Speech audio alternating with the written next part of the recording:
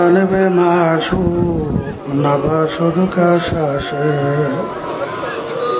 তলবে আশক বেচারা নারাসদ বাজায়। ও মাবুদ গো, এক ফোঁটা পানি দিয়েই বনে আদমকে বানায়া এই দুনিয়াতে কয়েকদিন ঘুরাইয়া ফিরাইয়া আবার অন্ধকার কবরে দিয়ে যাইবেন। এই দুনিয়াতে আর কাহাকেও থাকতে দিবেন না। ভাই বলি বন্ধুরে বলি কেউ তো আপন না। ভাবিয়া চিন্তা করিয়া দেখিলাম মাওলা, ওই অন্ধকার কবরে আপনি সারা কেহ আপন হবে না। রব্বানা আতিনা ফিদ দুনিয়া হাসানাতাও ওয়া ফিল আখিরাতি হাসানাতাও ওয়া কিনা আযাবান নার। رب ارحمهما كما ربياني صغيرا سبحان ربك رب العزة عما يصفون وسلام على المرسلين والحمد لله رب العالمين। বদভ্যাস স্টেজে ওয়ালাইকুম আসসালাম স্টেজে ওঠার পরেই মাইকটারে ঘুরান শুরু করে। আগে যেরকম আসলে সেরকম রাখ, আর ওই মেশিনে ওখান থেকে সরিয়ে যেতে বল। সরছে মেশিনে তো একটু আগে যেরকম ছিল এরকম থাকবে।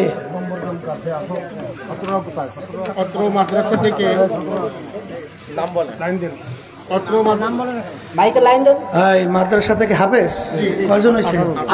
18 জন হাফেজ হয়েছে বলে আলহামদুলিল্লাহ।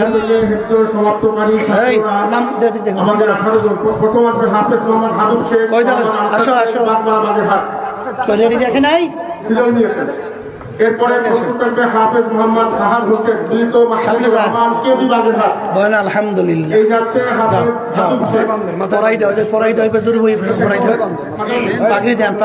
এরপরে মোহাম্মদ ফাহাদ হোসেন আলহামদুলিল্লাহ। মাহবুবুর রহমান মোহাম্মদ হাজিউজ্জামান ঢাকা বাগেরহাট। এরপরে মোহাম্মদ রেদওয়ান ডাক্তার মোহাম্মদ দেলোয়ার হোসেন দশাল বাগেরহাট। ডবল করে দেয়। হাফেজ মোহাম্মদ ইব্রাহিম কলিল মৃত সেকেন্দার আলী গোবরদিয়া বাগেরহাট। বলতে থাকেন। হাফেজ মোহাম্মদ আব্দুল আওয়াল মাসুম বিল্লাহ সিংড়াই বাগেরহাট। হাফেজ মোহাম্মদ ফিরাজ শেখ নাসির শেখ রণজিৎপুর বাগেরহাট। হাফেজ মোহাম্মদ আব্দুল ওয়াজিদ মোহাম্মদ মাহবুবুর রহমান কোনাবাড়িয়া বাগেরহাট। হাফেজ মোহাম্মদ মুসা মোহাম্মদ মহাসিন বয়াতি মোরেলগঞ্জ। হাফেজ মোহাম্মদ খালিদ সাইফুল্লাহ মোহাম্মদ শাহাদাত হোসেন গোবরদিয়া বাগেরহাট। হাফেজ মোহাম্মদ রাহাতুল ইসলাম মোহাম্মদ রেজাউল করিম বড় সন্ন্যাসী বাগেরহাট। হাফেজ মোহাম্মদ শাহিদি হাসান রিজভী মোহাম্মদ বাদশা শেখ বিসিক বাগেরহাট। হাফেজ মোহাম্মদ ফাহিদ ইবনে জাকির মোহাম্মদ জাকির হোসেন দিনপুর ফরিদপুর। হাফেজ মোহাম্মদ ওয়ারিদ মোহাম্মদ আসাদ তালুকদার বাচ্চারা বাগেরহাট। হাফেজ মোহাম্মদ আবু হুরায়রা মোহাম্মদ হাসান শেখ সাবিককান্ডা বাগেরহাট। হাফেজ মোহাম্মদ ইমরান হুসাইন মোহাম্মদ রিফাতুল ইসলাম আরুয়ার বর্ণী চিতলমারি। হাফেজ মোহাম্মদ ফাহিম ফয়সাল মোহাম্মদ আবু তাওহিদ কালিয়া ডেমা বাগেরহাট। হাফেজ মোহাম্মদ রাশিদ রায়হান মোহাম্মদ আব্দুল রাজ্জাক সোনাখালী মোরেলগঞ্জ। এই 18 জন ছাত্র আমাদের এই মাদ্রাসা থেকে শেষ করতে এবং হাফেজ সাহেবদেরও আমাদের ইচ্ছাবুদ্ধ পাখি পরে প্রদান করে দিলেন। সকলেই বলি আলহামদুলিল্লাহ।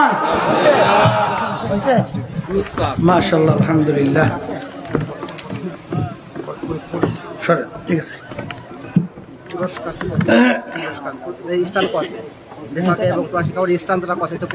কয়জন? 5 জন মাত্র। মোহের মধ্যে দেবেন নাকি? আলহামদুলিল্লাহ আমাদের মাদ্রাসা থেকে বাংলাদেশ কোরআন শিক্ষা বোর্ডের মেধা স্থানে হ্যাঁ কয়জন? 5 জন কোরআন শিক্ষা বোর্ড। কোরআন শিক্ষা বোর্ডে 3 জন আর বিভাগ বোর্ডে 2 জন। বলেন আলহামদুলিল্লাহ। ওদের পুরস্কার দেওয়া হইতেছে কই? নাম শিক্ষা বোর্ডে 5 গ্রুপে দ্বিতীয় স্থান শেখ জুনায়েদ। দ্বিতীয় স্থান শেখ জুনায়েদ। নাম বলো। শেখ জুনায়েদ বলছি। 5 গ্রুপে তৃতীয় স্থান তাহমিদ হোসেন সাদিক। তাহমিদ হোসেন সাদিক। আর কেডা? সাবিক 10 পারা গ্রুপে চতুর্থ স্থান মোহাম্মদুল্লাহ খান। মাশাআল্লাহ, আলহামদুলিল্লাহ। আল্লাহ বেপাকুল মাদ্রাসা আরাবিয়া বাংলাদেশ 26তম, তাইসির জামাতে 26তম মোহাম্মদ তাসনিম আহমদ। কই মাশাআল্লাহ, আলহামদুলিল্লাহ। আর আছে সাবিক কই সাবিক? 5 পারা গ্রুপে তৃতীয় স্থান মোহাম্মদ সাবিক। আর কই সাবিক আগে আসো। নাম কর কেরা? আচ্ছা, আলহামদুলিল্লাহ। বলেন আমি সামনে খারাই দেখবে কেমন লোকজন সরেন। আল্লাহ কবুল করুন। সবাই বলে আলহামদুলিল্লাহ। আল্লাহ এদেরকে হাফেজ, আলেমে বা আমল হিসেবে কবুল করুন। আলহামদুলিল্লাহ, আলহামদুলিল্লাহ নাহমাদুহু ওয়া নাস্তাঈনুহু ونستغفره ونؤمن به ونتوكل عليه ونعوذ بالله من شرور أنفسنا من يهده الله فلا مضل له ومن يضلله فلا هادي له ونشهد أن لا إله إلا الله وحده لا شريك له ونشهد أن محمدا عبده ورسوله أما بعد فأعوذ بالله من الشيطان الرجيم بسم الله الرحمن الرحيم يا أيها الذين آمنوا صلوا عليه وسلموا تسليما اللهم صل على سيدنا ونبينا شفيعنا وحبيبنا ومولانا محمد صلى الله عليه وعلى آله وصحبه وبارك وسلم اللهم صل على سيدنا ونبينا شفيعنا وحبيبنا ومولانا محمد صلى الله عليه وعلى آله وصحبه وبارك وسلم اللهم صل على سيدنا ونبينا شفيعنا وحبيبنا ومولانا محمد صلى الله عليه وعلى آله وصحبه وبارك وسلم أعوذ بالله من الشيطان الرجيم بسم الله الرحمن الرحيم فأما من ثقلت موازينه فهو في عيشة راضية وأما من خفت موازينه فأمه هاوية وما أدراك ما هي نار حامية صدق الله العلي العظيم শুকরিয়া আদায় করতেছি মহান রব্বুল আলামিনের দরবারে। রব্বুল আলামিন ফিতনা ফাসাদের যুগে দুনিয়ার সমস্ত কাজ থেকে বিরত রেখে উলামায়ে কেরামদের মজলিস, জাকিরিন, শাকিরিন, সাদিকিন, বিশেষ করে এই মজলিসের ভিতরে অনেক তলেবে ইলমরাও আছে, অনেক খাঁটি নায়েবে রাসূলরাও আছে। তাদের সঙ্গে আমাদের জীবনের একটা সময় আল্লাহ রাব্বুল আলামিন কাটাবার সুযোগ করে দিচ্ছেন। শুকরিয়া তার সবাই বলি আলহামদুলিল্লাহ। কিয়ামতের ময়দানে আল্লাহ রাব্বুল আলামিন বান্দাকে মাফ করবে এরকম কোনো আমল নাই।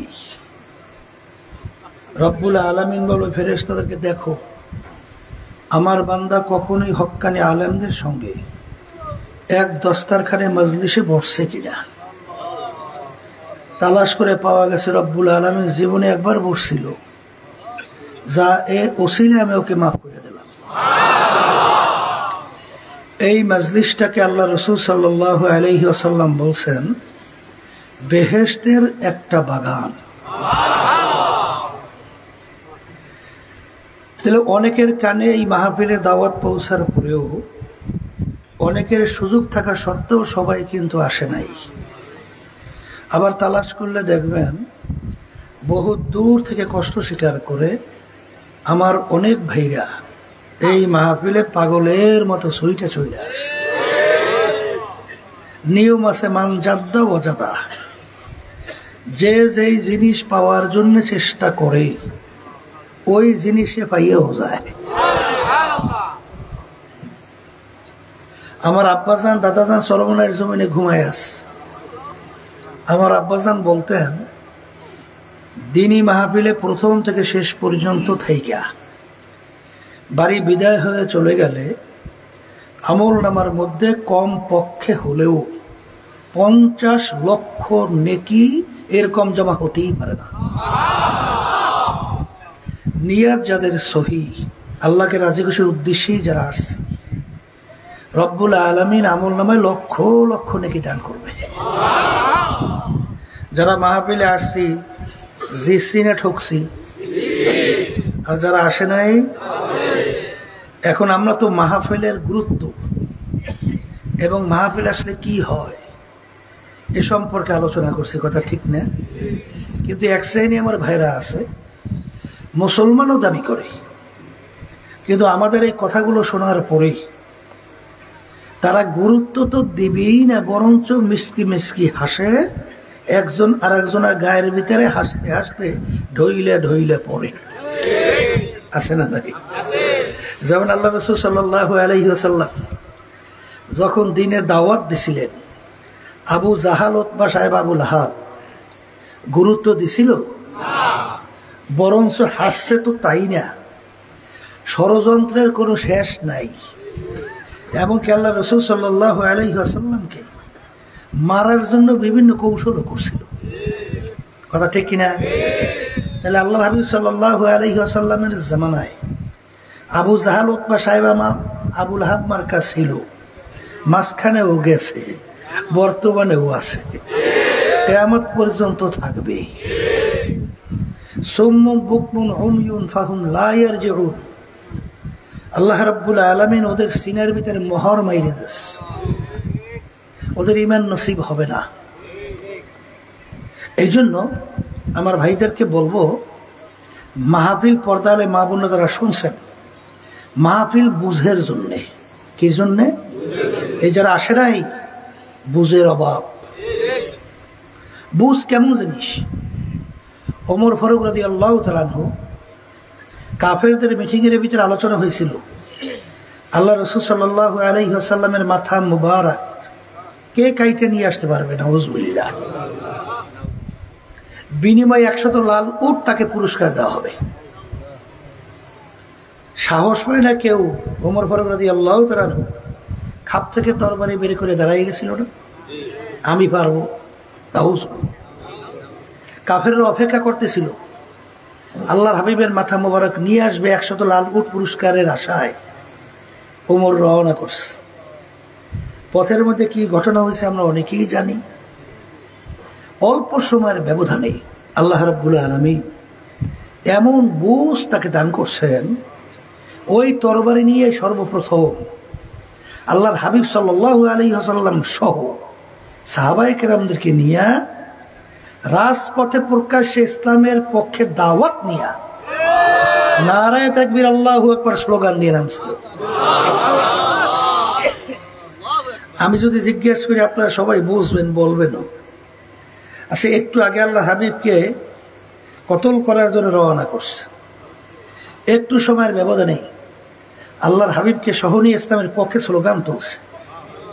একটু আগে যখন কাফেরদের অন্তর্ভুক্ত ছিল তখন তার চক্ষু দুইটা ছিল না, আর একটু পরে যে তার পরিবর্তন হলো, চক্ষু কি 4টে না 2টাই ছিল? হাতের ভিতরে কোনো পরিবর্তন নেই, একই আছে। পায়ের ভিতরে কোনো পরিবর্তন হয়েছে? অঙ্গ প্রত্যঙ্গে কোনো পরিবর্তন নাই, একটা জায়গায় পরিবর্তন হয়েছে, ওই জায়গাটার নাম হলো কলবের পরিবর্তন। আর এই বুঝ, এই ব্যাপারটা সম্পৃক্ত কলবের সাথে। কি সাথে? এই জন্য শোনেন, এক শ্রেণীর মানুষ আল্লাহ রাব্বুল আলামিন কোরআনুল কারীমের ভিতরে বলেন, আমি তাদেরকে চক্ষু দান করছি। কেন? আমার কুদরত দেখার জন্যে। আমি ওদেরকে কান দান করছি, আমার নবী রাসূল এবং আমার প্রেরিত কোরআনুল কারীম সহ কিতাব, এইগুলা জাহান্নাম, বেহেশত, ফেরেশতা, বিভিন্ন এগুলা শোনার জন্যে। ওদেরকে আমি অন্তর দান করছি বুঝের জন্যে, কিন্তু ওদের চক্ষু আছে ঠিক, কিন্তু ওরা দেখাও দেখে না। ওদের কান আছে ঠিক, শুই নাও। কলব দান করছে ঠিক, বুঝাও। এদের ব্যাপারে আল্লাহ বলতেছেন, উলাইকা কাল আনআম। এই মানুষগুলো কেমন? আল্লাহ বলতেছেন চতুষ্পায় জানোয়ারের মতো। যাদের চক্ষু আছে, কান আছে, কলব আছে, থাকার পরেও আমার কুদরত দেখাও, শুই নাও, বুঝাও। এগুলা কেমন? বলে চতুষ্পায় জানোয়ারের মতো। আমি বলছি না, আল্লাহ বলছে। এরপরে আল্লাহ বলতেছে শুধু চতুষ্পায় জানোয়ারের মতো না, তার চেয়েও খারাপ। এরপরে আল্লাহ বলতেছেন অন্য আয়াতের মধ্যে, একেবারে যে নিকৃষ্ট জানোয়ার 18,000 কম বেশি মাখলুকাতের ভিতরে শুকুর এক শ্রেণীর আছে, শুকুরের চেয়েও খারাপ। এখন আমার ভাইদেরকে বলবো, পর্দালে মা বোনরা যারা শুনতেছেন, শোনেন, অনেকে তো ওলামায়ে কেরামদেরকে গালি দেন, আছেন না সিনিয়র বাজানরা? হ্যাঁ, এই এক শ্রেণী বর্তমানে কিন্তু বের হয়েছে, হুজুররা এই দেশটা রেখাইছে। কত বড় একটা জুলুমের কথা! প্রেসিডেন্ট থেকে এলাকার চৌকিদার পর্যন্ত কোথাও কি রাষ্ট্র পরিচালনায় হুজুরের দায়িত্ব পালন করে? সব করছে না খাজুরেরা? কারা? তাহলে দেশ চালাইলো খাজুরেরা, দেশ হুজুরেরা খাইলো কিভাবে? দেশ যে কারা খাইছে এত এখন আমাদের সবার কাছেই পরিষ্কার। পেপার, পত্রিকা, মিডিয়া বিভিন্ন কায়দায়। শুধু খায় নাই, আমার বরিশালীরা বলে যোগাযোগা করছে, মানে দেশের সমস্ত সম্পদ পাচার করিয়া বিদেশে বেগম পাড়া তৈরি করছে। কি এরা কি ঠিক না ভুল বলছে? তাহলে দেশ চালাইলো তারা, দেশ খাইলো তারা, আর বলে দেশ খায় হুজুরেরা। এর জুলুমের কথা না? কথা বলে না? আচ্ছা, হুজুরদের উপরে তো ক্ষিপ্ত কে? হুজুররা করছে কি? 5ই আগস্ট জুলাইয়ের কিছুদিন দেখছেন, এক শ্রেণীর ক্ষমতায় থাকার জন্যে, আবার দেশ খাওয়ার জন্যে, ক্ষমতা এবং সম্পদ এবং সম্মানের জন্যে এই হাজার হাজার মার্কর খালি করছে না? আসতে হাজার হাজার মানুষ পঙ্গু হয় নাই। ওই সময় হুজুররা করছে কি? এই দেশ রক্ষার জন্যে মায়ের কোল খালি যেন না হয়, এই জন্য তারা রাজপথে বুক পাইতে দিয়ে গুলির সামনে বেশি হয় নাই। এরপরে কি হইল? দেশ যখন 5ই আগস্ট যখন অভ্যুত্থানের মাধ্যমে ফ্যাসিস্ট পালালো, তখন দেখছেন দেশ সর্বদিক থেকে অরক্ষিত না? তখন তো দেখছেন, বিশেষ করে ইসলামী আন্দোলন বাংলাদেশ, আমরা সারা দেশে এই অন্য অন্য জাতি হিন্দু সহ তাদের জান মাল ইজ্জত, ওদের উপাসনালয় সহ এইটা সুরক্ষার জন্যে আমরা আমাদের দায়িত্ব পালন করছি। আমরা কি করছিলাম তখন? সর্বদিক থেকে আপনারা দেখেছেন, যখন প্রশাসন এক পর্যায়ে ভেঙে পড়ছিল, তখন সারা দেশে মানুষ রাস্তায় চলবে, চলতে যানজট কষ্ট লাঘবের জন্যে আমরা সেখানে কিন্তু অন্তর্বর্তীকালীন সরকার গঠন করার আগেই আমরা ট্রাফিকের সিগন্যালের দায়িত্ব পালন করছি। করছি করি না? এরপর আপনারা দেখছেন দেশ বলে হুজুরেরা খায়। যখন ভারত বাংলাদেশকে টিপাইমুখ বাঁধের মাধ্যমে, আপনারা জানেন, মরুভূমি বানাবার যে প্রক্রিয়া শুরু করছিল, কি খেয়াল আছে না? ভুলে খেয়াল আছে? এই সমস্ত আন্তর্জাতিক নদীর যে আইন, পানির আইন সব অমান্য করিয়া তারপর আমাদের দেশকে মরুভূমি বানাবার জন্যে যে তিস্তা তো ব্যারেজ আছি ওরা বাদ দেন, ফারাক্কা তো বাদ দেন, আরো বাদ দেন, আবার নতুনভাবে শুরু করছিল টিপাই বুক, মনে আছে তো? তখন দেখছেন ইসলামী আন্দোলন বাংলাদেশ আমরা সহ প্রায় লক্ষের কাছাকাছি লোক নিয়ে ঢাকা থেকে লং মার্চ করে এর প্রতিবাদে রংপুর জকিগঞ্জ পর্যন্ত আমরা পৌঁছছিলাম, মনে আছে? তখন ভারত সরকার কিন্তু বলছিল বাংলাদেশকে ক্ষতি করে এই বাঁধ নির্মাণ আমরা করব না। আলহামদুলিল্লাহ এখন বাঁধ কিন্তু নির্মাণ স্থগিত আছে। তাহলে এরা দেশের জন্য করছি না কার জন্য করছি? আসতে বলে, হ্যাঁ? তাহলে দেশে আমরা হুজুর রেখাই না কেন? এই আল্লাহর বান্দারা শোনেন, আমার আব্বাজান একটা কথা বলতেন, ইঞ্জিন যে ইঞ্জিনিয়ার তৈরি করে ওই ইঞ্জিন সম্পর্কে ওই ইঞ্জিনিয়ার ভালো জানে। ইঞ্জিনের কোন পাইপের ভিতরে তৈল ঢুকাতে হবে, কোন পাইপের ভিতরে মোবিল। এখন কেউ যদি চালাকি কইয়া তৈলের ভাবে মোবিল ঢুকায় আর মোবিল এভাবে তৈল, ইঞ্জিন চলে? হ্যাঁ, এখন তুমি জোর করে কবা চলে না কেন? এটা তুমি তো বানাও না, ইঞ্জিনিয়ার বানাইছে পদ্ধতি। জমিন মানুষ বানাইছে কে? এই মাখলুকাত কে তৈরি করছে? কোন নিয়ম নীতি আদর্শের উপরে মানুষ দুনিয়াতে চললে থাকলে মানুষ দুনিয়াতে শান্তি পাবে, আখেরাতে মুক্তি পাবে, এটা কি আল্লাহ ভালো জানে, তুমি ভালো জানো? হ্যাঁ, তাইলে বর্তমানে এক শ্রেণী আমার বাজানরা, আল্লাহ মানুষ সৃষ্টি করছেন, মাখলুকাত আল্লাহ সৃষ্টি করছেন, জমিন আসমান আল্লাহ সৃষ্টি করছেন, এবং মানুষ দুনিয়াতে কিভাবে চলবে এই গাইডলাইন আল্লাহ সৃষ্টি করছেন। এই গাইডলাইন হলো কোরআনুল কারীম, এবং সেইটা বাস্তবে দেখাবার জন্য আল্লাহ রাব্বুল আলামিন তার রাসূলকে উস্তাদ হিসেবে পাঠাইছেন। এই জন্য আল্লাহ রাসূল বলেছেন বুইস্তু মুআল্লিমান, আল্লাহ রাব্বুল আলামিন আমাকে উস্তাদ হিসেবে পাঠাইছে। কেন পাঠাইছে? পাঠাইছে কেন? শিক্ষা দেওয়ার জন্য। এইভাবে চল, তোরা দুনিয়াতে শান্তি পাবি, আখেরাতেও মুক্তি পাবি। এই কথা না শুনে বেলাইনে যদি চলো, অর্থাৎ মোবিলের পাইপে তৈল ঢুকাও, তা শান্তি তো দুনিয়াতেও পাবি না, আখেরাতেও পাবি না। খসরাত দুনিয়া ওয়াল আখিরাহ। আমি বলছি না আল্লাহ।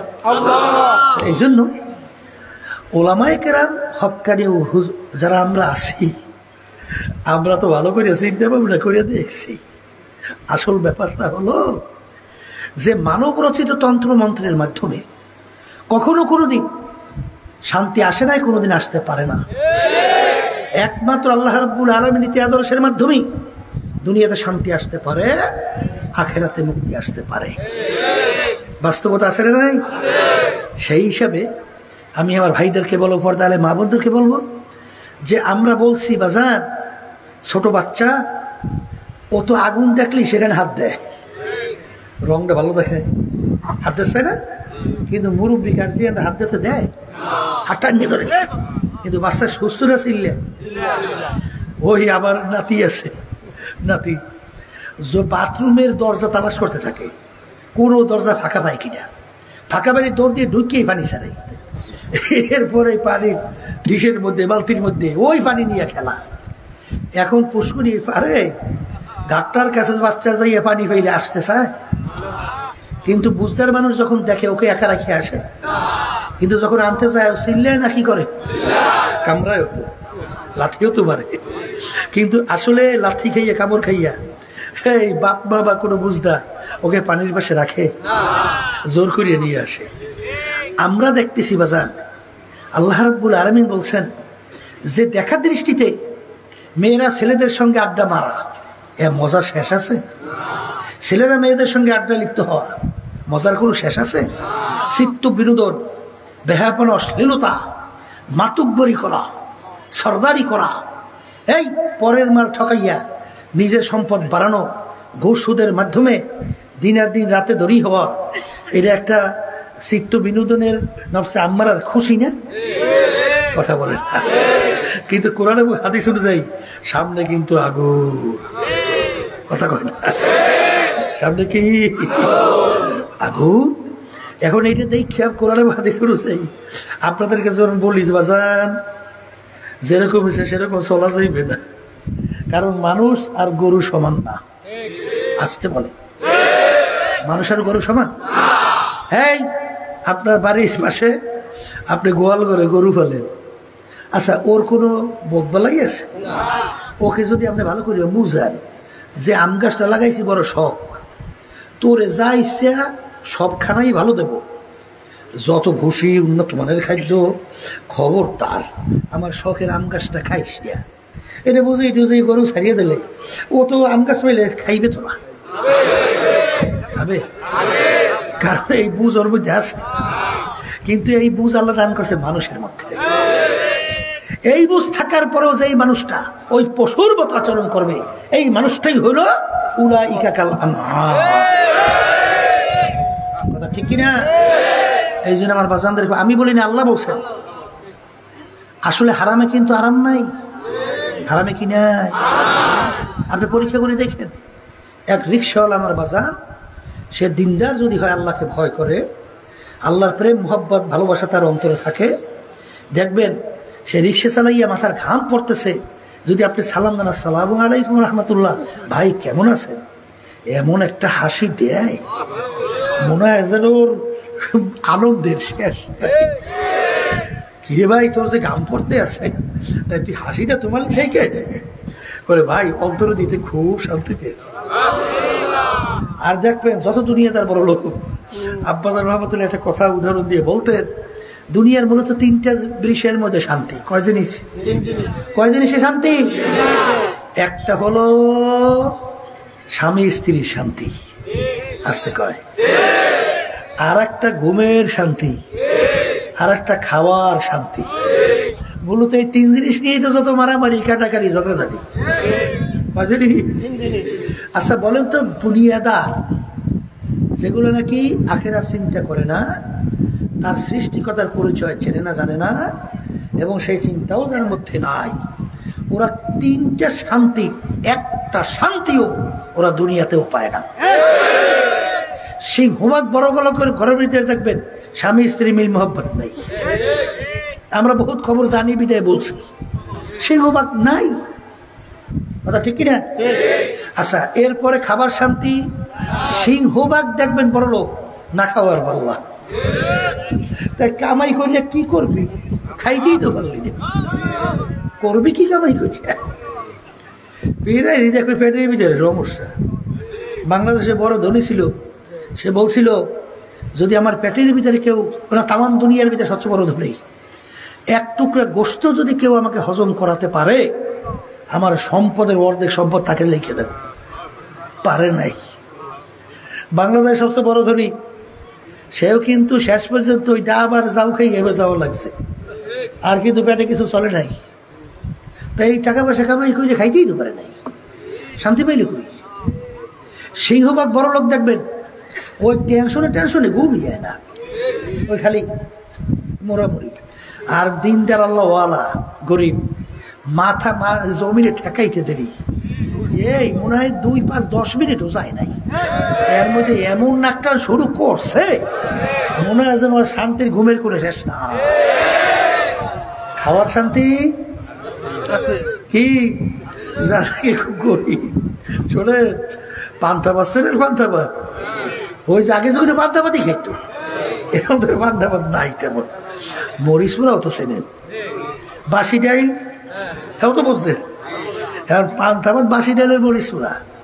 ওই এলো যখন যায় কাজ করি আইলের উপরে বসে, ক্ষেতের আইল বুঝলেন, তাই আমরা বসে আইল করি, আইলের বসে হাতটা কি ধুইবে দেশে গসা একটা, এই পরে দিয়ে লড়াই, কোন সময় এক ডিশ শেষ, খাইয়েই বলে আলহামদুলিল্লাহ, আল্লাহ যে এবার খাওয়াইছেন। এই ডাইল মেথের ভিতরে খাইয়া যখন শান্তি পায়, আর করবা বলো উন্নত মানের খাদ্য খাইলে ভিতরে যাইছে না, ওর মজা আছে, শান্তি আছে। তাহলে এই মূলত তিন শান্তি আল্লাহ রাব্বুল আলামিন তাও রাখছে দুনিয়ার ভিতরে আল্লাহ ওয়ালাদের মধ্যে। স্ত্রীর শান্তি রাখছে আল্লাহ রাব্বুল আলামিন দুনিয়ার মধ্যে আল্লাহ ওয়ালাদের মধ্যে। ঘুমের শান্তিও রাখছে আল্লাহ ওয়ালাদের মধ্যে। আর দুনিয়াদের ভিতরে দুনিয়াতে ওই শান্তি নাই। বহুত খবর লইয়ে দেখছি, সেই বাস্তবতা হিসেবে বলছি। এই জন্য আমার ভাইদেরকে বলবো, পর্দা আলে মামুনদেরকে বলবো, মনে করছেন আমরা হুজুররা কিছু বুঝি না? আরে বাজান, বুঝে শুনেই টুপি মাথায় রাখছি, বুঝে শুনেই এক মুষ্টি পরিমাণ দাড়ি রাখছি, বুঝে শুনে লম্বা জামা গায়ে দিছি, বুঝে শুনে যখন ফজরের সময় মুয়াজ্জিন এই প্রচন্ড শীত আল্লাহর পক্ষ থেকে যখন দাওয়াত দেয়, আসসালাতু খায়রুম মিনান নাওম, ঘুম হইতে নামাজ ভালো, পাগলের মতো উঠা ঠান্ডা পানির মধ্যে উযু কইরা অনেক সময় কাঁপতে কাঁপতে মসজিদের ভিতরে যাইয়া দাঁড় হই। কথা ঠিক কিনা? এত হারাম সামনে ঘোরাফেরা করে, কিন্তু আল্লাহর ফজল করবে ওদিকে নজর দেল চুকে না। কারণ কি? ভালো করে চিন্তা ভাবনা করে দেখছি, দুনিয়া হইল ক্ষণস্থায়ী। আবার বলে দুনিয়া কি? আবার একটু মুখ খুলে বলেন, দুনিয়া ক্ষণস্থায়ী। কেমন ক্ষণস্থায়ী? আল্লাহ রাসূল সাল্লাল্লাহু আলাইহি ওয়াসাল্লাম বলেন, আলী তুমি মৃত্যুকে কেমন মনে করো, কেমন দূরে মনে করো? আলী রাদিয়াল্লাহু তাআলা আনহু বলেন, আল্লাহর রাসূল, আমি যখন নামাজের জন্য ওযু করতে যাই তখন আমি খেয়াল করি আমার জীবনের শেষ ওযু এইটাই হতে পারে, সামনে রক্তের নামাজের জন্য ওযু করার সুযোগ আর নাও পেতে পারি। আল্লাহ রাসূল বলেন, আলী তুমি ভুল করছো রে আলী, এক নামাজ থেকে অন্য নামাজ আসতে মাঝখানে অনেক সময়ের ব্যবধান। আলী মৃত্যু তো এত দূরে না। আলী তুমি যখন নামাজের ভিতরে ডান দিকে সালাম ফিরাও তখন তুমি খেয়াল করো আমি বাম দিকে সালাম ফিরাতে পারি কিনা। ডান দিকে ফিরাইছেন, বাম দিকে ফিরাইতে, এইভাবে তুমি মৃত্যুর কথা খেয়াল করো। এরকম অনেক ঘটনা বাংলাদেশ ও তাম দুনিয়ার ভিতরে আছে না নাই? বাংলাদেশও আমার জানা মতে অনেক ঘটনা। বাজান আমি গেছিলাম গলা চিপা কয়েক বছর পূর্বে, একজন আমাকে বলে, হুজুর চরমনের একজন মুজাহিদ ফজর নামাজ পড়ার জন্য মসজিদের ভিতরে গেল, যাইয়া দেখি ইমাম সাহেব এখনো মসজিদে আসে নাই। তাকে ইমামতের জন্য যখন সামনে দিল, যখন নামাজে 2 রাকাত ফরজ পড়ার পরে ডান দিকে সালাম ফিরে দিল, বাম দিকে সালাম ফিরে পারার সুযোগ পায় না। এরপরে দেখে আল্লাহর বান্দার দুনিয়াতে নাই। দুমকি কলেজের মাঠে বাজান মুরাদিয়া ইউনিয়নের সদর সাহেব, আমি ওই সফরে প্রথম যখন গেছিলাম আমাকে বলে, হুজুর আপনি অমুক মাহফিলে যাওয়ার সময় আমার বাড়ির সামনে থেকেই যাইবেন, একটু আমার বাড়িতে একটু দোয়া কইরা যাবেন। আমি বললাম সময় হয় কিনা। যখন আমি রওনা করলাম দেখে লোকজন নিয়ে অপেক্ষা করে। আমি বলি, সদর সাহেব গাড়িতে বসে দোয়া করলে হয় না? হুজুর আল্লাহর কত ফজলুল করিম রাহমাতুল্লাহি আলাইহি, তাকেও আনতে পারি নাই, আপনাকেও কি পারবো না, এমন ভাবে বললো গাড়ি থেকে না নাই মার পারলাম না। যখন যাইয়া দোয়া কইরা বা গাড়িতে রওনা কইরা গেলাম, ওই সবরের শেষ মাহফিল বুরাদিয়া ইউনিয়নের সদর সাহেব দুমকি কলেজের মাঠে লোকজন নিয়ে যখন আসলো, এশার নামাজ 2 রাকাত হয়ে গেছে, 3 রাকাতে প্রথম নামাজে দ্বিতীয় সেজদায় গেল। এরপরে সব সংবাদ আসলো আল্লাহর বান্দা আর দুনিয়াতে নাই। বাজার আমি শোনার পরে তাড়াহুড়ো করে যখন দেখতে গেলাম, যাইয়া দেখি মনে হয় যেন এখন ঘুমাইয়া রইছে। এই কবরের যাত্রীরা, এই হইল দুনিয়া, এই হইল দুনিয়া। আবার বলেন, আবার বলেন, এই হইল দুনিয়া। আর আখিরাতের ব্যাপারে আল্লাহ রাসূল বলেন, হে আমার উম্মতেরা, আখারে দুনিয়া এবং আসমান, আল্লাহু আকবার, পশ্চিম পূর্ব উত্তর দক্ষিণ পুরা জায়গাটা যদি একটা গোডাউন বানাও, এই পুরা গোডাউনের ভিতরে যদি সরিষা দিয়ে ভইরা রাখো, আর একটা পাখি হলো পাখি, একটা সরিষার দানা খাবা, আবার 500 বছর পরে আর একটা সরিষার দানা খাবা, এরকম 500 বছর পর পর একটা একটা সরিষার দানা খাইতে খাইতে আল্লাহ রাসূল সাল্লাল্লাহু আলাইহি ওয়াসাল্লাম বলেন, তামাম দুনিয়া গোডাউনের সরিষা একদিন না একদিন শেষ হবে, কিন্তু আখিরাতের জিন্দেগি শুরু হবে আর কোনো দিন শেষ হবে না। এই হইল আখিরাত। আর দুনিয়া মাজরাতুল আখিরাত, এই দুনিয়াটা হলো আখিরাতের স্থায়ী জিন্দেগির সম্বল, সম্পদ কামাই করার জায়গা। এই জন্য আমার বাজানদেরকে বলবো, পর্দালে মা বোনরা যারা শুনতেছেন, দুনিয়ার যে কোনো কাজের ভিতরে 5 বার যদি কেউ ঠগো, বাজার আবার চেষ্টা করলে সেই কাজের ভিতরে যেবার আশা করা যায়। কিন্তু এই কবরের যাত্রীরা একবার যদি খোদার কাজটা কবরে যাইয়া কেউ ঠগো, আর দুনিয়াতে তৃতীয়বার এসে আপিল কইরা জিতবার কিন্তু আর আশা নাই। এই জন্য আমার বাজানদেরকে বলবো, পর্দালে মা বোনদেরকে বলবো, বাজান এর যারা মানুষ তারা কিন্তু চিন্তা করবে। বাজান দুনিয়ার ভিতরে যত বৈজ্ঞানিক দার্শনিক, যত বড় বড় পণ্ডিত, তাদের ইতিহাস পড়লে দেখবে যত বৈজ্ঞানিক আবিষ্কার করলো, বাজান অনেক সময় দেখা যায় পরবর্তী বৈজ্ঞানিক তার ভিতরে ভুল বের করছে না, করে নাই, আবার পরিবর্তন হয় কি হয় না। এই আল্লাহর বান্দারা দুনিয়ার যত মানুষ, যত পণ্ডিত বলবেন, যত দার্শনিক দর্শন দিল, তার ভিতরে দেখবেন বিভিন্ন সময় বিভিন্ন ধরনের পরিবর্তন, ভুল হয় কি হয় না। কিন্তু কবরের যাত্রীরা কোরআনুল কারীম আল্লাহ রাব্বুল আলামিন নাযিল করলেন, তার শুরুতেই আল্লাহ রাব্বুল আলামিন চ্যালেঞ্জ হিসাবে বললেন, যালিকাল কিতাব লা রাইবা ফি, এই যে কিতাব দেখো এর ভিতরে কোনো ভুল সন্দেহ বলতে কিছু নাই। বাজান যারা মানুষ তারা চিন্তা করবে, যারা গরুর মতো, যারা নাকি কুকুরের মতো, যারা ছাগল অন্য পশুদের মতো, ওদের কিন্তু ভালো মন্দের কোনো চিন্তা নাই। কিন্তু যারা মানুষ তারা কিন্তু চিন্তা করবে। কোরআনুল কারীম নাযিল হলো আজকে থেকে প্রায় 1500 বছর হয়ে গেল। 1500 বছর, 1-2 বছর না, 100-200 বছর না, প্রায় 1500 বছর হয়ে গেল।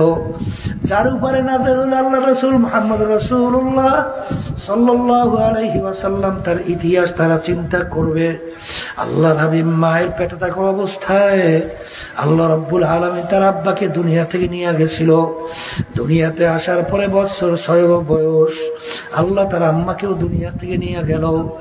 দুনিয়ার দিক থেকে আল্লাহর রাসূল তিনি দস্তখত করতে জানতেন না। দুনিয়ার দিক থেকে আল্লাহর হাবিব ছিল উম্মি। বাজান তার হাতের আঙ্গুলের ভিতরে আংটি মোবারক ছিল, আংটি মোবারক দিয়া সিল মারতো প্রমাণ রাখার জন্যে।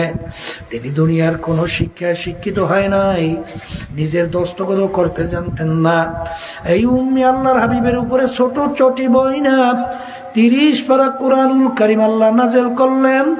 যেই কোরআনুল কারীমের শুরুতে আল্লাহ রাব্বুল আলামিন বলেন, যালিকাল কিতাব লা রাইবা ফিহি।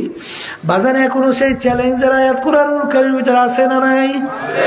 আমার বাজানদেরকে বলবো, পর্দারে মা বোনদেরকে বলবো, এত ইসলামের শত্রু গেল, এত দার্শনিক, এত বৈজ্ঞানিক গেল, বাজান যারা এটাকে কোরআনুল কারীমের ভিতরে চ্যালেঞ্জ ভুল নাই, যারা নাকি চ্যালেঞ্জ ভুল বের করার জন্য যখন তারা রিসার্চ করলো, চেষ্টা করলো, এক পর্যায়ে তারা নিজেরাই কালিমা পড়ে মুসলমান হয়ে গেল। বাজান কিছুদিন আগে আমেরিকার এক মহাপণ্ডিত মহিলা সূরা নামল নিয়ে যখন রিসার্চ করলো, রিসার্চ করার পরে দেখে কোরআনুল কারীমের ভিতরে যা যা বলছে মৌমাছির সঙ্গে 1 কিঞ্চিত তো ভালো কথা, 1 বিন্দুর কোনো পরিবর্তন নাই। তখন তিনি নিজে কালিমা পড়ে মুসলমান হয়ে গেল। বাজান কানাডা, বাজান টরন্টো ইউনিভার্সিটির প্রফেসর ক্যারি মিরল, বড় পণ্ডিত, বাইবেলের উপরে পাণ্ডিত্য অর্জন করছিল। বাজান তিনি একজন বড় প্রফেসর ছিল, যুক্তিবিদ্যার উপরে এবং বিভিন্ন বিষয়ের উপরে বড় পাণ্ডিত্য অর্জন করছিল। বাজান তিনি কিন্তু খ্রিস্টানদের একজন ধর্মযাজক ছিল। তিনি এক পর্যায়ে কোরআনুল কারীম নিয়ে রিসার্চ করার পরে কয়েক বছর পরে তিনিও মুসলমান কালেমা পড়ে হয়ে গেল। আমাদের পাশের রাষ্ট্র ভারত, শিবশক্তি মহারাজ প্রায় বাজান কোটি কোটি হিন্দুদের দেবতা ছিল। তিনিও কোরআনুল কারীম রিসার্চ কইরা কালিমা পড়ে মুসলমান হয়ে গেল। এক কথা এরকম হাজার হাজার লক্ষ লক্ষ জ্ঞানী পণ্ডিত যারাই নাকি কোরআনুল কারীম নিয়ে রিসার্চ করে, তারাই বাজান দেখে কোরআনুল কারীম সত্য, এরপরে কালিমা পড়ে মুসলমান হইয়া যায়। কারণ তারা চিন্তা করে কোরআনুল কারীম নাযিল হইল যে জমিনের মধ্যে, এই জমিন ছিল একেবারে মরুভূমি, যার উপরে নাযিল হলো সেই ছিল দুনিয়ার দিক থেকে উম্মি, অশিক্ষিত। তার উপরে কোরআনুল কারীম নাযিল হওয়ার পরে ওই আরবের জমিনে আশেপাশে কোনো সাগরও নাই, কিন্তু কোরআনুল কারীমের ভিতরে সাগর সম্পর্কে আলোচনা আসছে, সূর্য সম্পর্কে আলোচনা আসছে, তাম দুনিয়ার বিভিন্ন বিষয় নিয়ে আলোচনা আসছে। যখন সমুদ্র নিয়ে বৈজ্ঞানিকের রিসার্চ করে দেখে কোরআনুল কারীম সমুদ্র সম্পর্কে যা যা বলছে হুবহু 100 ভাগ সব মিলে গেছে। তারা সূর্য নিয়ে যখন রিসার্চ করে দেখে কোরআনুল কারীমের সূর্য সম্পর্কে যা বলছে পুরাপুরি সব মিলে গেছে। এবং অন্যান্য মাখলুকাত নিয়ে যখন রিসার্চ করে দেখে কোরআনুল কারীম যা বলছে পুরাপুরি সব মিলে যায়। এক পর্যায়ে দেখে কোরআনুল কারীম যা বলছে তাই সব ঠিক আছে, এরপরে তারা কালিমা পড়ে মুসলমান হয়ে যায়। বাজান কিয়ামত যে হবে এখন বর্তমান বৈজ্ঞানিক আবিষ্কারের মাধ্যমে তাদের কাছে প্রমাণিত হয় না, হয় না বাজান? দেখেন ওই 5ই মে এরকম ভাবে বৈজ্ঞানিকরা বলছিল তাম দুনিয়া ধ্বংসবাণী, কিয়ামত হয়ে যাবে। 6টা নক্ষত্র গ্রহ এমন ভাবে আসতেছে একত্রিত হওয়া, তার ক্রিয়া সমস্ত দুনিয়া সব ধ্বংস হয়ে যাবে। কিছুদিন আগেও বলছিল না যে তাম দুনিয়া ধ্বংস হবে, কিয়ামত হয়ে যাবে। এখন তাদের আবিষ্কারেও ধ্বংস হবে পাওয়া যায়। অনেকে বলতে চায় যারা বস্তুবাদী, যা দেখি না তা বিশ্বাসও করি না, নাউজুবিল্লাহ, ওরা বিভিন্ন উলামায়ে কেরামদের কথা নিয়ে টিটকারি মারা। কিন্তু বাজান বর্তমানে বৈজ্ঞানিকরা তা কিন্তু সব স্বীকার করে। উলামায়ে কেরাম বয়ান করে যাদেরকে আল্লাহ রাব্বুল আলামিন ছোট এক বেহেশত দান করবে, একজনকে এই দুনিয়ার 10টা দুনিয়ার সমান বেহেশত দান করবে। এই দুনিয়ার 10টা দুনিয়ার সমান করলে যত বড় হয়, এই এত বড় জায়গা বেহেশত একজনকে আল্লাহ দান করবে, তাও আবার ছোট। এইটা শুনে বস্তুবাদীরা আমাদেরকে নিয়ে টিটকারি মেরে, দেখো হুজুর গো অযৌক্তিক কথা, একজনকে যদি আল্লাহ রাব্বুল আলামিন ছোট বেহেশত 10 দুনিয়ার সমান দান করে, যাকে বড় বেহেশত দান করবে সেইটা কত বড়। তাহলে একজন দুইজন লোক তো বেহেশতে যাবে না, হাজার হাজার লক্ষ লক্ষ কোটি কোটি শত শত মানুষ বেহেশতে যাবে। এত জায়গা মাওলায় পাবে কোথায়? বাজান বর্তমান যুগে বৈজ্ঞানিকরা আবিষ্কার করার পরে এখন পরিষ্কার হয়ে গেল মালিকের জায়গার অভাব না। কিছুদিন আগে আমেরিকার নাসা যারা নাকি মহাকাশ নিয়ে রিসার্চ করে, তারা দেখে মহাকাশের ভিতরে একটা গর্তের সন্ধান পাইছে। সেই গর্তের মুখটা সম্পর্কে তারা আলোচনা করছে। গর্তের মুখ নাকি এত বড় বাজান, আজকে আমরা দুনিয়া থেকে সূর্য দেখতেছি, এই সূর্য নাকি দুনিয়ার থেকে 13 লক্ষ গুণ বড়। 13 লক্ষ গুণ বড় হলো সূর্য দুনিয়ার চেয়ে। ওই বৈজ্ঞানিকরা বলতেছে ওই যে গর্তটার সন্ধান পাওয়া গেছে, ওই গর্তের মুখ নাকি এত বড়, এরকম 30,000 কোটি সূর্য একত্রিত কইরা একসঙ্গে নাকি ওই গর্তের মুখের ভিতরে ঢুকিয়ে দেওয়া যায়। বাজা বৈজ্ঞানিকরা এরপরে বলতেছেন এও নাকি ছোট গর্ত, এর চেয়েও নাকি বড় বড় গর্তের সন্ধান পাওয়া যায়। এই জন্য আমার বাজানদেরকে বলবো, পর্দা আলে বাবুলদেরকে বলবো, এ দুনিয়াদার পাগল, এ ধনী আমার বাবারা, হে সম্মানিত আমার বাবারা, হে বড় লোক আমার বাবারা, ক্ষমতা সম্পন্ন আমার বাবারা, দুনিয়ার দিকে তাকাইয়া দেখো ডাকাইতের দলের সর্দার তার কত পাওয়ার। ডাকাইতের দলের সর্দার দলীয় লোক যদি কোনো অন্যায় করে অনেক সময় গুলি কইরা মাইরা ফেলায়, এত বড় তার পাওয়ার।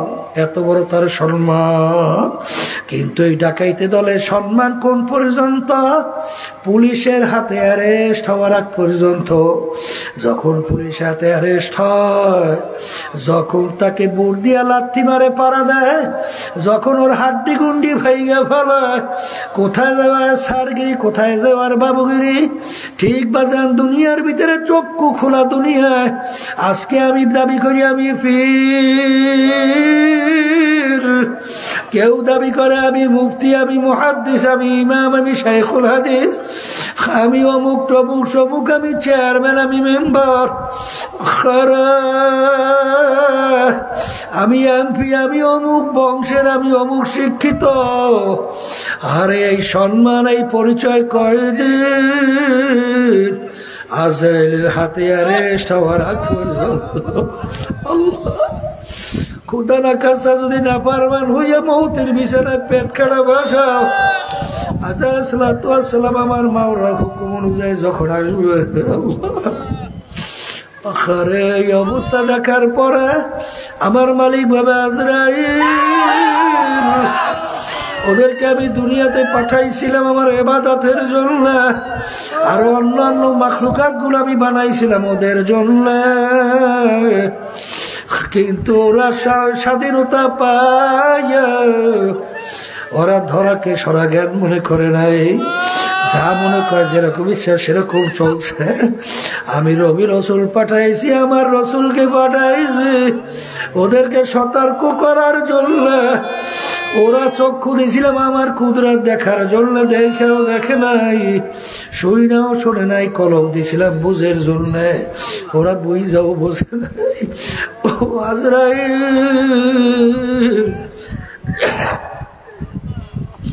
ওদেরকে জাহান্নাম না দেখাইয়া মৌত করিও না। আমার মালিকের হুকুমে জাহান্নামের দরজাগুলা টাস টাস করে খুলে যাবে। আমাদের সবার জন্য মাফ করিয়া দিয়ে।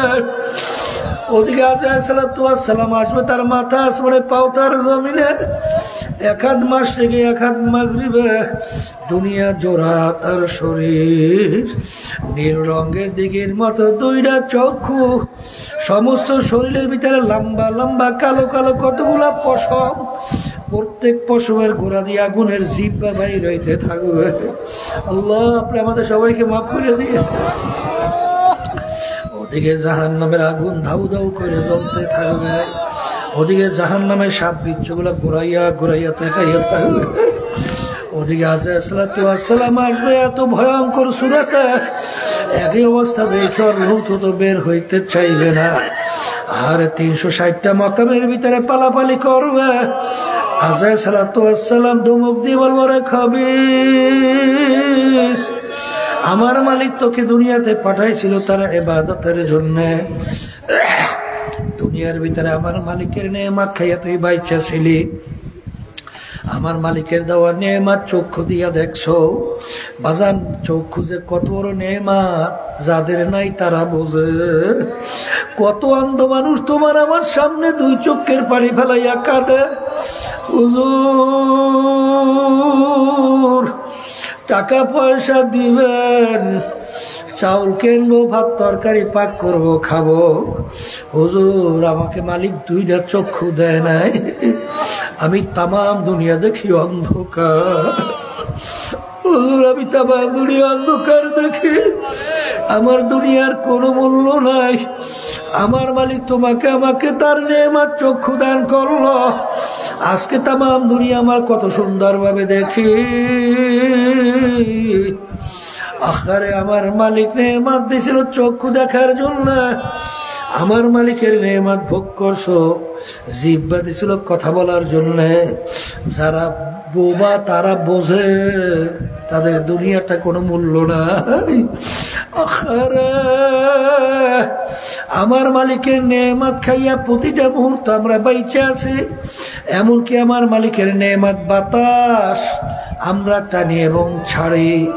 আমার মালিক যদি 5 মিনিটের জন্য বাতাস বন্ধ কইরা দেয়, বর্মে আর থাকবে না, টাকাওয়ালা টাকার গরম আর থাকবে না, সম্মানিত আর সম্মান তার থাকবে না, সব ময়রা লাশ হইয়া পইরা থাকবে।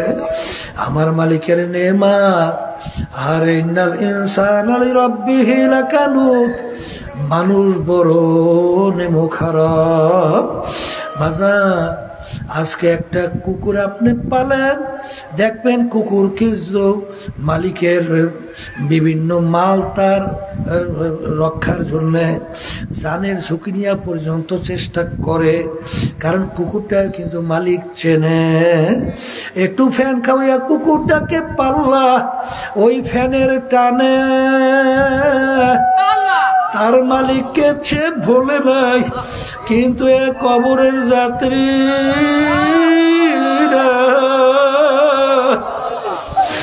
ওই তাউদ্দু নি'মাতাল্লাহি লা তুহসুহা, আমার মালিকের নেয়ামত যদি হিসাব করতে থাকো, নেয়ামত কোনদিন হিসাব করে শেষ করতে পারবো না। আখারে আল্লাহ মিয়া দাদাই বা জব মুসলমা কর দাই, আয় খোদা করবা সওয়াম ইহসাব আর ইহসাব কর দাই। আমার মালিকের তোমার আমার উপরে কত দয়া, কত মায়া। একটু মাঝে মাঝে চক্ষু বন্ধ কইরা নিজের কাছে প্রশ্ন করো, তারপর দুনিয়ার থেকে বিদায় নিয়ে কবরে রওনা করো।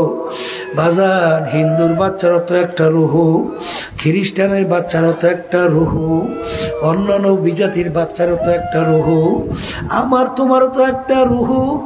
আমার মালিকের কাছে তুমি আর আমি কেউ দরখাস্ত করি নাই, এ আমার দয়ার মালিক, দয়াময় করে আপনি আমার রুহকে মুসলমানের ঘরে দান করেন। এরকম দরখাস্ত আমার মালিকের কাছে আমরা কেউ করি নাই। বিনা দরখাস্তে, বিনা চেষ্টায় আমার মালিক তোমার আমার রুহকে মুসলমানের ঘরে দান করলো। আজকে আমি পরিচয় দিই, আমি রেজাউল কারীম, আমি আব্দুর রহিম, আমি রহিমা খাতুন। আর এই নেয়ামত যদি কিয়ামত পর্যন্ত সেজদায় পড়িয়া শুকরিয়া আদায় করো, কোনদিন শেষ হইতে পারে না।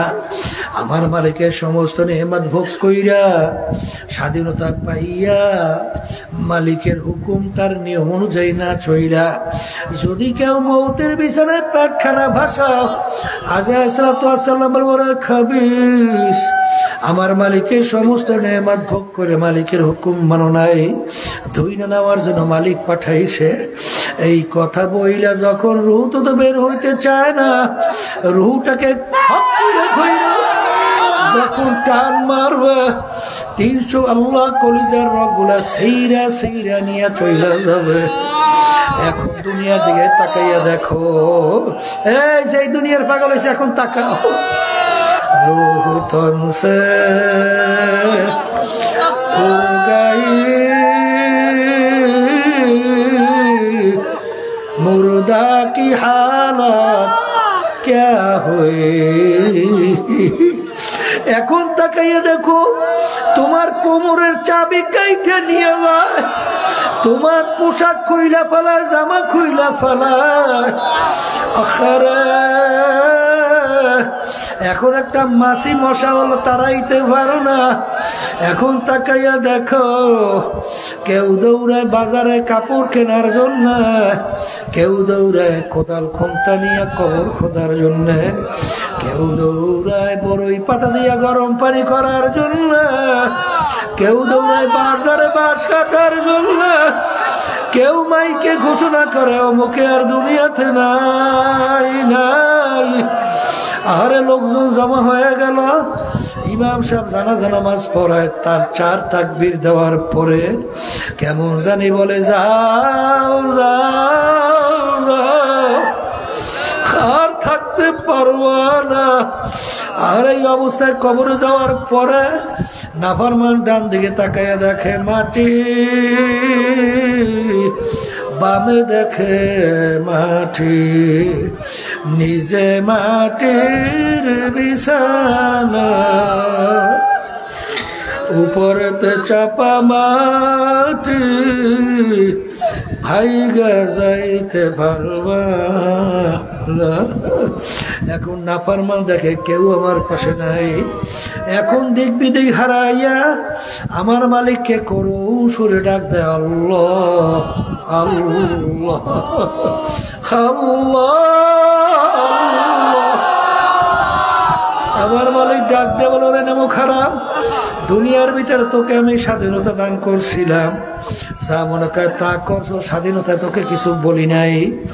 আরে দুনিয়ার স্বাধীনতা পাইয়া টাকার গরমে, ক্ষমতার গরমে, বংশের গরমে, দলের নেতা নেত্রীর গরমে, আহারে সম্পদের গরমে, সম্মানের কারণে ধরাকে যেরকম সরা জ্ঞান মনে না কইরা আমাকে ভুইলা গেছিলি, এখন কবরে কাউকে পাও না আমাকে ডাকো। এখন দুনিয়ার ভিতরে যেরকম তুই আমাকে ভুইলা গেছিলি, এইভাবে তোকে আমি ভুইলা গেলাম।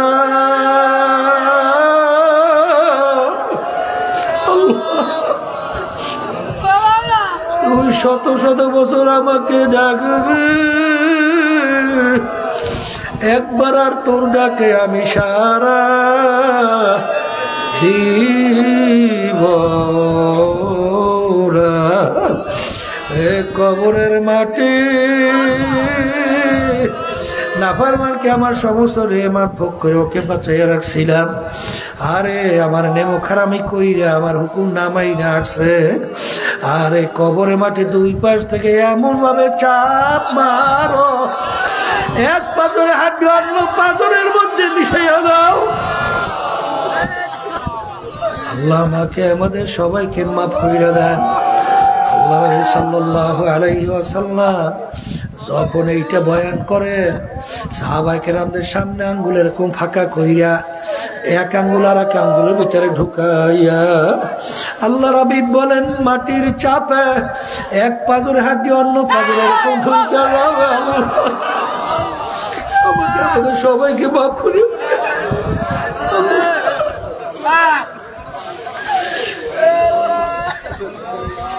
আল্লাহু আল্লাহ।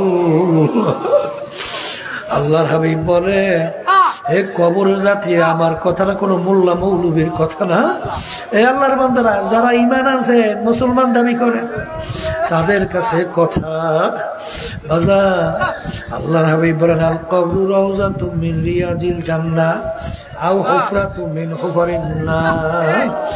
আমার উম্মতেরা এই যে কবর দেখো, এই কবর কিন্তু আসল কবর না।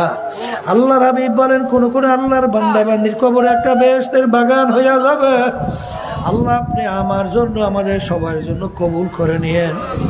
আল্লাহ রাসূল বলে, ও আমার উম্মতেরা, আল্লাহর হাবিব বলে, আল্লাহ রাব্বুল আলামিন হুকুম করবেন, ও ফেরেশতারা, আমার বান্দা বান্দি দুনিয়া থাকা অবস্থায় এত দুনিয়ার মোহ, এত চিত্ত বিনোদন, এত সম্পদ ওদের পায়ের কাছে ঘোরাঘুরি করছে, কিন্তু হারামের কাছেও যায় নাই, মিথ্যার কাছেও যায় নাই, জুলুমের কাছেও যায় নাই, আমার হুকুমের বিরুদ্ধাচরণ করে নাই। এই অবস্থায় আমার বান্দা বান্দিকে রাখা যাবে না। এ ফেরেশতারা, ওদেরকে বেহেশতের পোশাক পরাইয়া দাও এবং বেহেশতের ফরাশ ওদের কবরে বিছাইয়া দাও। এখন বেহেশতের একটা বাগান তার কবরকে বানাইয়া দাও। এ কথা কিন্তু আমার না, আল্লাহ রাসূল বলেন, আমি শুনাইতে আছি। আল্লাহ আপনি আমার জন্য, আমাদের সবার জন্য কবুল করে নিয়েন। আল্লাহর বান্দারা, পর্দা আলে মা বোনেরা, আল্লাহ রাসূল বলে, কিন্তু নাফরমান হইয়া তাদের এক কথা আল্লাহর হুকুম না মাইনা, আল্লাহর হাবিবের তরিকা অনুযায়ী না চইলা যারা কবরে যাবে, আল্লাহ রাসূল বলেন, তেসআতুন ওয়া তেসঈনা তিন্নিনান লাউ নুফিকা ফিল আরদি মা আনবাতাত খাদরা। আল্লাহ রাসূল বলেন, কোন কোন নাফরমানের কবরের মধ্যে একটা না, দুইটা না, 99টা বিষাক্ত সাপ জমা হইয়া যাবে। এমন বিষধর সাপ হবে, বাজার দুনিয়ার দিকে মুখ করে যদি ফুক দিত, কোনো গাছপালা তরুলতা মাথা জাগাতে পারতো না। কিয়ামত পর্যন্ত সাপ নাফরমানকে পেঁচাইয়া পেঁচাইয়া এরকম ঠোকরাইতে থাকবে। আল্লাহ আপনি আমাকে, আমাদের সবাইকে মাফ করিয়া দিয়ে, এই আযাব সহ্য করার শক্তি দুনিয়ার কোনো মানুষের নাই। এই জন্য আমার ভাইদেরকে বলবো, পর্দা আলে মা বোনদেরকে বলবো, বাজান এখন গরমের দিন আসতেছে, 9,30,00,000 মাইল দূর থেকে সূর্য যখন এই ঠান্ডা জমিনে তাপ দেয়, তোমার আমার সূর্যের তাপে দুপুরের সময় কলিজা শুকাইয়া পানির জন্য স্থির হইয়া যায়। আল্লাহ রাসূল সাল্লাল্লাহু আলাইহি ওয়াসাল্লাম বলেন, উদাহরণ দিয়ে কিয়ামতের ময়দানে কোনো গাছ নাই, বাড়ি নাই, ঘর নাই, পানি নাই। কিয়ামতের ময়দানটা হবে তামার জমিন। আল্লাহ রাব্বুল আলামিন হুকুম করবে, সূর্য 1 হাত বা 1.25 হাত মাথার উপরে উপর করে ছাইরা দিয়া, এই সূর্য তোর ভিতরে যত তাপ আছে নাফরমান বুঝুক আমি মাওলা কেমন। সূর্যের তাপে কিয়ামতের ময়দান পুইরা লাল চামড়ার মতো লাল হইয়া যাবে। বাজান নাফরমান ভাগুই নাও, জায়গা নাই, মৌত তালাশ করেও পাবে না। বাজান মাথার মগজগুলো সূর্যের তাপে আল্লাহ মাথাটা ফাইটা, আল্লাহ টাস টাস করে ফাইটা মগজগুলো ভাতের মতো উতলাইয়া টকবক টকবক করিয়া বাইয়া বাইয়া পড়তে থাকবে। লা ইয়ামুতু ফিহা ওয়ালা ইয়াহইয়া, মানুষ বাঁচবেও না মরবেও না। ওই অবস্থায় আল্লাহর হাবিব হাউজে কাউসারের পাশে ডাক দেবে, উম্মতেরা আসো, 1 গ্লাস হাউজে কাউসারে পানি পান করাবো। কোটি কোটি উম্মত দৌড় মারবে, পথের মধ্যে কতিবে উম্মতকে ফেরেশতারা টাইনা টাইনা ধইরা রাখবে। তারা গলা ফাটা চিৎকার করে, আল্লাহ রাসূল আপনি আসতে বলছেন, ফেরেশতারা আসতে দেয় না। আল্লাহ হাবিব বলে, ফেরেশতারা ছাড়ো, উম্মতকে 1 গ্লাস হাউজে কাউসারে পানি পান করাবো। 50,000 বছর সময়ের ভিতরে পানির পিপাসা লাগবে না। বাজান আল ফেরেশতারা উত্তর দেবে যে, আল্লাহর রাসূল আপনার এই নাফরমান উম্মত, আপনি যে দিন নিয়ে জমিনের ভিতরে আল্লাহ পাঠাইছিলেন, এরা এই দিন বাদ দিয়া মানব রচিত কুফরি তন্ত্র মন্ত্রের সঙ্গে জড়াইয়া সেই নীতি আদর্শ বাস্তবায়নের জন্য চেষ্টা করছে।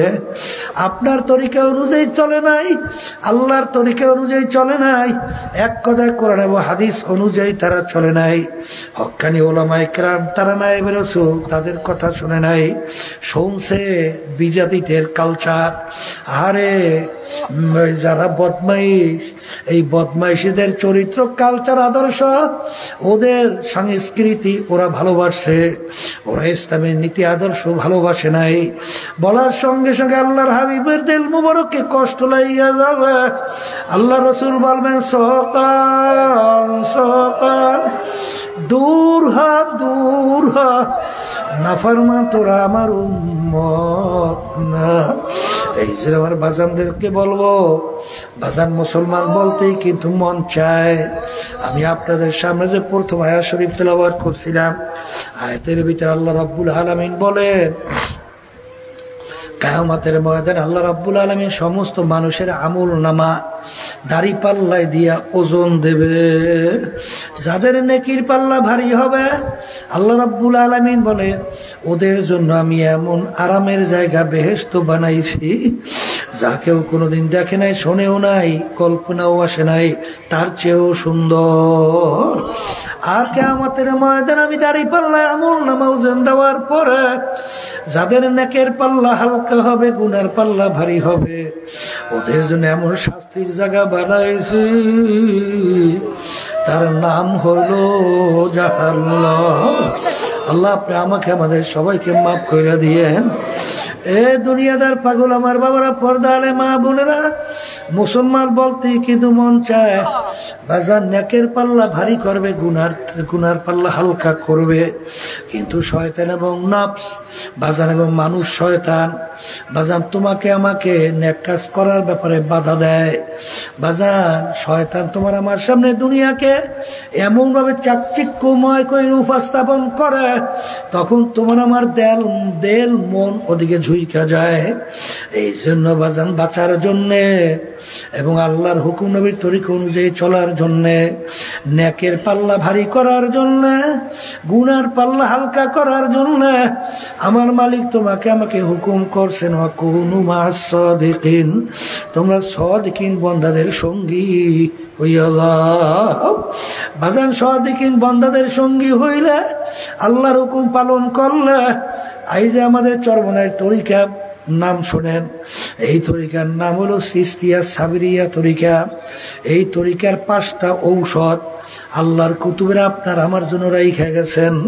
বাজান আল্লাহর কুতুবে শাখস রহমাতুল্লাহ আলাইহি দাদা যান, আমার আব্বাজান রহমাতুল্লাহ আলাইহি চ্যালেঞ্জ দিয়ে বলতেন, বাজান তোমরা একটু পরীক্ষামূলক এই 5 ঔষধ একটু পালন কইরা দেখো, যদি তোমাদের ভিতরে পরিবর্তন না আসে আমাদেরকে গালি দিও। কিন্তু আজ পর্যন্ত আল্লাহর কুতুবদেরকে কেউ গালি দিতে পারে নাই, বরঞ্চ যারা আল্লাহর ফজল কর্মে ঔষধ সেবন করছে দিনার দিন তাদের নেকির দিকে জেল ছুকছে, দিনার দিন গুনার থেকে আল্লাহর ফজলে ফিরতে পারতেছে। আগে চোখে পানি ছিল না, এখন জোর কইরাও চোখে পানি ধইরাও রাখতে পারে না। যখন তার গুনার কথা মনে পড়ে, যখন তার জাহান্নামের কথা মনে পড়ে, যখন তার কিয়ামতের ময়দানের কথা মনে পড়ে, যখন তার কবরের কথা মনে পড়ে, তখন তার ভয়তে এমন ভাবে শরীরের চামড়া থরথর করে কাঁপে, এমনকি চোখে থেকে পানি দর দর করে বাইয়া বাইয়া পড়তে থাকে। বাজান একটু পরীক্ষামূলক চইলে দেখো। কিন্তু আমার বাজানদেরকে বলো, কবরে কিন্তু কোনো দলাদলি নাই, কবরে কিন্তু কোনো টাকার গরম নাই, শিক্ষার গরম নাই, বংশের গরম নাই, কে পীর কে মুরিদ এই পরিচয় নাই। বাজান কবরে কিন্তু প্রশ্ন 3টা, মান রব্বুকা ওমা দীনুকা ওমান নাবিয়ুকা। এই 3 প্রশ্নের ভিতরে কিন্তু কোথাও নাই তুমি পীর কিনা, তুমি মুফতি কিনা, তুমি মুহাদ্দিস কিনা, তুমি এমপি মিনিস্টার চেয়ারম্যান কিনা, তুমি মেম্বার কিনা, তুমি সেক্রেটারি সভাপতি কিনা, তুমি অমুক জমিদার কিনা, শিল্পপতি কিনা, বড় বংশের কিনা, বড় শিক্ষিত পাণ্ডিত কিনা, এই কোনো পরিচয় নাই। মান রব্বুকা, তোমার রবকে, অমান বাজান অমা দিনুকা, কোন ধর্মের নিয়ম নীতি অনুযায়ী চলছো। 3 নম্বর আল্লাহ রসুলকে দেখাইয়া বলবেন, মান হাজার রসুল, বলো ব্যক্তিকে। এ দুনিয়াদার পাগল আমার বাবারা, আজকে দুনিয়ায় থাকা অবস্থায় সর্বক্ষেত্রে যারা আল্লাহ রাব্বুল আলামিনকে রব মানছে, সঙ্গে সঙ্গে উত্তর দেবে রব্বি আল্লাহ। যারা দুনিয়ায় থাকা অবস্থায় ইসলামের নিয়ম অনুযায়ী চলছেন, তারা উত্তর দেবে আমার ধর্ম, আমার দিন ইসলাম। যারা দুনিয়ায় থাকা অবস্থায় আল্লাহর হাবিবের আদর্শ অনুযায়ী চলছেন, আল্লাহ রসুলকে দেখার সঙ্গে সঙ্গে বলবে, আর এই তো এসে আমার নবী মুহাম্মদ রাসূলুল্লাহ সাল্লাল্লাহু আলাইহি ওয়াসাল্লাম। আল্লাহ রাব্বুল আলামিন বলবে, বান্দা বান্দি প্রশ্নটা ঠিক হইছে, ও ফেরেশতারা এই কবর আর এই কবর থাকবে না, বেহেশতের বাগান বানাও। আর যারা দুনিয়ায় থাকা অবস্থায় সর্বক্ষেত্রে রব আল্লাহকে মানতে পারেন নাই, এক শ্রেণী আমার বাজানা নামাজও পড়ে, রোজাও রাখে, দান সাদকাও কম করে না, কিন্তু রাজনীতি করে, মানব রচিত কুফরি তন্ত্র মন্ত্র এর সঙ্গে জড়াইয়া। বাজান প্রচলিত বর্তমানে গণতন্ত্র, বাজান যার প্রবক্তা প্রাক্তন প্রেসিডেন্ট আব্রাহাম লিঙ্কন, প্রাক্তন প্রেসিডেন্ট আব্রাহাম লিঙ্কন বলছিল, government of the people, by the people, for the people. তিনি এক কথায় বুঝাতে চায় সমস্ত ক্ষমতার মালিক জনগণ। আর আমরা যারা ঈমান আনছি, আমরা বলি by the Allah, for the Allah, of the Allah. সমস্ত ক্ষমতার মালিক একমাত্র আমার আল্লাহ।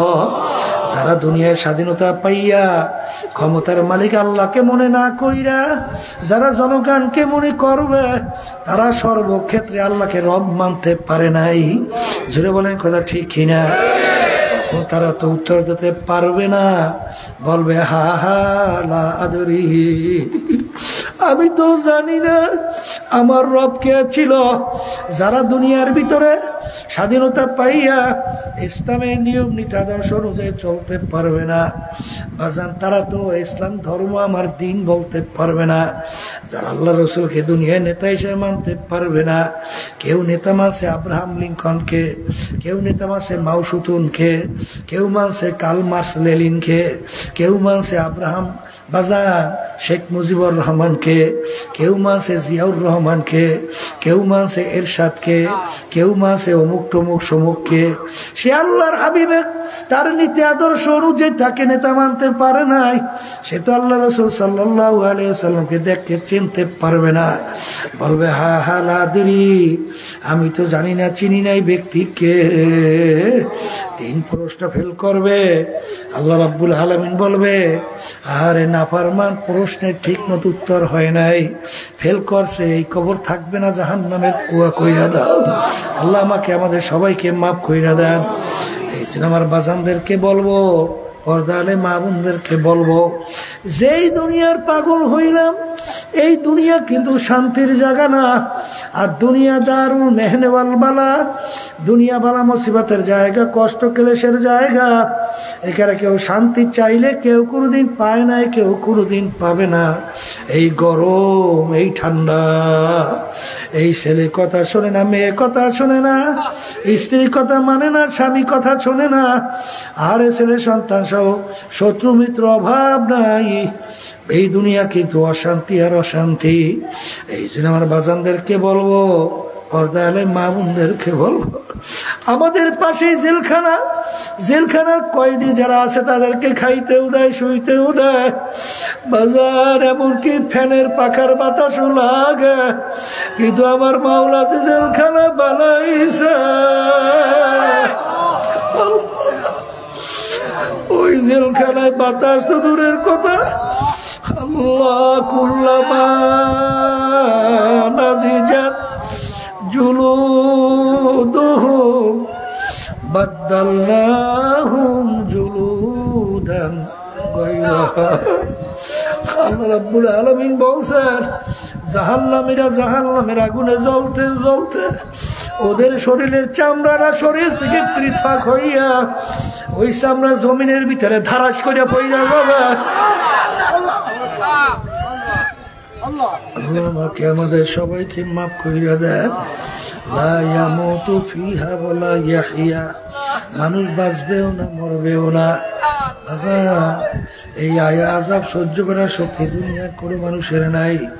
এই জন্য আমার বাজানদেরকে বলবো, পর্দালে মা বোনদেরকে বলবো, বাকির নাম কিন্তু ফাঁকি। এই জন্য আল্লাহ রাব্বুল আলামিন বলছেন, আলহাকুমুত তাকাসুর হাত্তা যুরতুমুল মাকাবির। আশায় থাকে 60 বছর হয়েছে, 100 বছর তো বয়স মানুষ পায়, কিন্তু তোমার অল্প বয়সের লোক তাও তো কবরে যায়। কিন্তু বাজার এই আশায় থাইকে পর্দালে মা বোনেরা ভালো করে মনকে বুঝাও, আমার মালিক যেমন মাহফিলে নিয়ে আসছে, ওই কবরে কিন্তু কেউ আমার আপন হবে না। আমার মালিক যদি আপন না হয়, ওই কবরে কিয়ামতের ময়দানে মিজানে হাসরে আমার কোনো উপায় নাই। এই খেয়াল করে খালেস তওবা কইরা মালিককে সাথে নিয়ে তারপর কবরে যাও। আরে এই যে আল্লাহর বান্দা বাজান, এই এত বড় জায়গায় মাদ্রাসা সহ এই জমিন মাদ্রাসা দিনের জন্য তিনি দান করলেন এবং ভালো কাজের সঙ্গে সম্পৃক্ত হইলেন এবং তার আত্মীয় স্বজন সহ সাথীরাও সম্পৃক্ত হইল এবং অনেক আল্লাহর বান্দারা তার সহযোগিতা করতেছে। কিন্তু বাজান, তুমি আর আমি দুনিয়াতে থাকবো না, কিন্তু এমন আমল করে তুমি কইরা যাইও, তুমি মরণে হাসবে, দুনিয়া সব কাঁদবে, এমনকি আসমান পর্যন্ত কাঁদবে। আল্লাহ রাব্বুল আলামিন বলেন, আমার এক শ্রেণীর বান্দা বান্দিরা দুনিয়ার থেকে বিদায় হওয়ার পরে তাদের বিরহ বেদনায় আসমান পর্যন্ত কান্দে।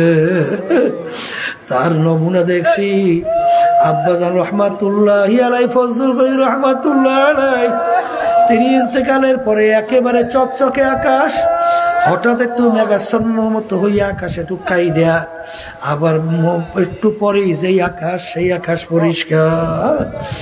আসমানের আকাশ আসমান পর্যন্ত কাইদা তার বিরহ বেদনায় সমবেদনা জানায়। এই জন্য এমন জীবন তুমি করো হে গঠন, মরণে হাসিবে তুমি, কাঁদিবে ভুবন। এ দুনিয়াদার পাগল আমার বাবারা, কোন দলের পিছনে পড়ছ, কোন নেতা নেত্রীর পিছনে পড়ছ, আমি আয়াত শরীফ শুনাইয়া রাইখা যাই, কে মানবা জানি না। আল্লাহ রাব্বুল আলামিন কোরআনুল কারীমের ভিতরে বলেন, ইয়াউমা নাদউ কুল্লা উনাসিন বিইমামিহিম, কিয়ামতের ময়দানে আমার মালিক প্রত্যেকটা মানুষকে তার দলের নেতা নেত্রীর সঙ্গে ডাকবে। ডাইকে মালিক বলবেন, তোর দলের নেতা নেত্রী যেদিকে যায় ওদের পিছনে সেই দিকে যা। এক কথায় তোমার নেতা নেত্রী যেখানে জায়গা, আমার আল্লাহ বলছেন তোরও সেইখানে জায়গা। এই জন্য আমি বাজানদেরকে বলবো, পর্দা আলে মা বোনদেরকে বলবো, আমি আপনাদের জন্য দোয়া করি, আমিও দোয়া চাই মালিক যেন আমাদেরকে তার খাস বান্দা বান্দি বানাইয়া, আল্লাহর হাবিবের খাঁটি উম্মত বানাইয়া তারপর যেন কবরে ডাক দেয়। আল্লাহুম্মা আমিন। এ ঘরের মেয়ে লোকেরা হাত উঠা, ওনার কথা মনে করো, দু চোখের পানি ফালাও, আমার মালিকের দরবারে কান্দো আর মাপ চাও। যদি কান্না না আসে, মনকে বুঝাও, ওরে মন একদিনে ঘরের দরজা দিয়া নতুন বউ হইয়া উঠছিল রে মন। কত মেয়ে লোকে শরবত খাওয়াইল, কত মেয়ে লোকে বাতাস করলো, আবার এমন একটা দিন আসবে এই ঘরের দরজা দিয়া মোরা লাশ হইয়া বের হবা। ছেলে কানবে মামা করে, মেয়ে কানবে মামা করে, জবাব তো আর দিবা না। আল্লাহ আপনি একটা মাঠের দিকে চাইয়া দেখে আপনার বান্দারা কিভাবে কান্দে। মালিক আমাদের ছেলে মরে নাই, মেয়েও মরে নাই, না করে বসছি রে, মাফ করে দেন মালিক।